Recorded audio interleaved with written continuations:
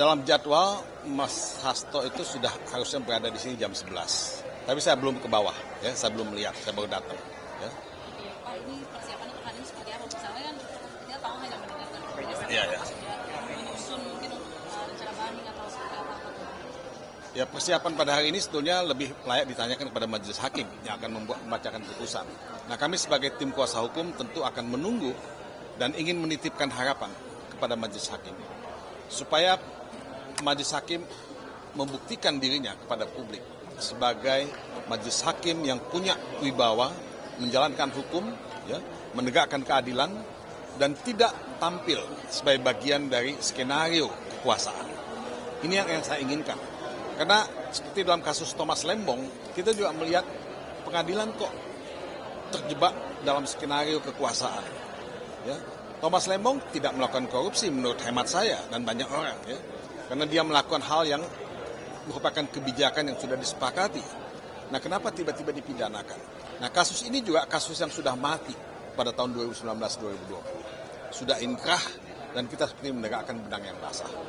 Saya merasa tidak nyaman ketika kasus ini digulirkan, apalagi kalau melihat proses persidangan yang menghadirkan saksi dan ahli yang kebetulan penyidik KPK. Buat saya itu satu anomali, pelanggaran hukum acara. Kan ada yang disebut benturan kepentingan atau konflik of interest. Nah, ini pemahaman mengenai konflik of interest ini seharusnya ada pada semua penegak hukum. Tapi kenapa ini dilanggar? Kenapa ini dilanggar? Ya. Nah, ini pertanyaan yang sah kalau publik menanyakan apakah pengadilan itu imparsial, apakah pengadilan itu sesuai dengan due process of law atau tidak. Kalau publik juga menanyakan apakah ini bagian dari ya kepentingan kekuasaan, ya, saya kira ini sah-sah saja. Ya, yang paling penting kan harus disadari juga bahwa kita menghadapi kasus Hasto Kristianto dan Thomas Lembong bukan dalam pengadilan kolonial. Ini pengadilan negara Republik Indonesia yang seharusnya mengutamakan keadilan, mengutamakan due process of law, bukan atas dasar dendam politik. Jadi maksud Pak Todung, kuasa hukum berharap bahwa Mas Hasto ini tidak jadi the next Tom Lembong gitu? Ya, saya tidak ingin ada kasus seperti Tom Lembong. Ya, saudara Hasto juga tidak bisa di Tom Lembongkan. Ya, bukan itu. Menurut saya, kalau pengadilan melihat bukti-bukti yang cukup kuat, ya, dan ingin menjatuhkan putusan bersalah, saya kira itu sah.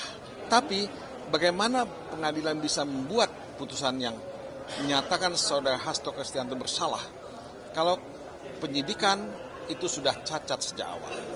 Ketika penyidik dihadirkan sebagai saksi dan sebagai ahli di pengadilan, menurut saya the case is closed. The case is closed dan seharusnya Hasto dibebaskan. Tidak ada pidana terhadap Hasto. Saya yakin dari bukti-bukti, ya, yang kami dapatkan dari proses persidangan yang dilakukan, saya hakul yakin.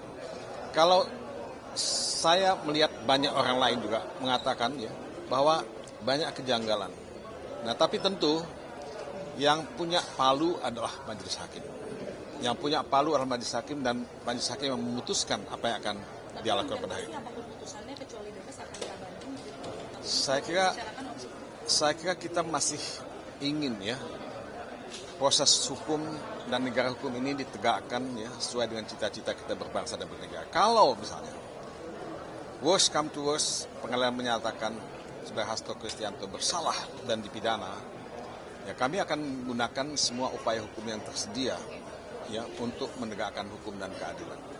Mungkin itu aja dulu ya. Makasih ya, Pak. Makasih ya. Ya, makasih. Makasih Pak.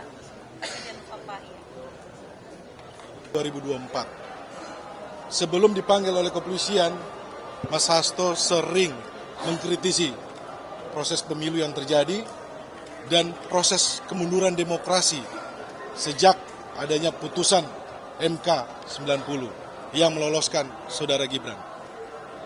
Ketika kami PDI Perjuangan memilih sikap untuk bersama rakyat mempertahankan, memperjuangkan demokrasi, disitulah mulai banyak kriminalisasi yang terjadi kepada anggota partai yang puncaknya kepada Sekjen PDI Perjuangan Mas Hasto Kristianto. Sudah 1 tahun kawan-kawan, kami berterima kasih kepada rekan-rekan media yang sudah ikut mengawal proses ini dan juga kepada masyarakat yang sudah memberikan dukungan secara luas dan kepada kader-kader PDI Perjuangan, simpatisan PDI Perjuangan. Kami berharap bahwa putusan hari ini tidak mengalahkan logika kita, tidak mengalahkan nalar hukum kita. Jangan sampai putusan hari ini karena ada pesanan politik, karena ada kepentingan politik. Cukuplah saudara Tom Lembong yang minggu lalu diputus bersalah di Pengadilan Negeri Jakarta Pusat ini. Jangan sampai terjadi lagi kriminalisasi politik hukum terhadap orang-orang yang memperjuangkan demokrasi, terhadap orang-orang yang bersikap kritis terhadap hukum dan demokrasi. Kawan-kawan, kita akan tunggu putusan hari ini, semuanya kita serahkan, semoga hakim diberikan hikmat, diberikan kebijaksanaan.